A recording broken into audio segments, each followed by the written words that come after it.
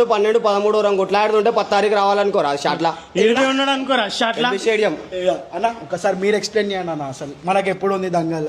Third Veer Telangana Kesari LB stadium wrestling championship in memory by Mettu Shanmukh పహల్వాన్ 11, 12, 13 తారీఖు రోజు కుస్తీ కాంపిటీషన్ ఉంది ఎల్బీ స్టేడియంలో. పబ్లిక్ అందరు రావాల్సిందిగా, మా పహల్వాన్లను ఎంకరేజ్ చేయాల్సిందిగా కోరుతున్నాం. ఈ టోర్నమెంట్ కి ప్రైజ్ మనీ వచ్చేసి ఒక్కొక్క వెయిట్ కి జూనియర్ వెయిట్ కి అయితే 15,000, సెకండ్ వచ్చిన వాళ్ళకి 10,000, థర్డ్ వచ్చిన వాళ్ళకి 5,000 రూపాయలు ఇవ్వడం జరుగుతుంది. అలాగే ఎవరైతే సీనియర్ వెయిట్ కేటగిరీస్ ఉన్నాయో 51, 65, 70, 74, 86 ప్లస్ 86 వాళ్ళు ఎవరైతే ఉన్నారో 50,000, 30,000, 20,000 ఇవ్వడం జరుగుతుంది. సో టైటిల్ మెయిన్ అయితే ఏదైతే బాల్ కేసరి ఉందో, మెట్టు జయరాం బాల్ కేసరి ఏదైతే ఉందో దాంట్లో అయితే ఎవరైతే గెలుస్తారో వాళ్ళకి 75,000, 50,000, 25,000 ఇవ్వడం జరుగుతుంది.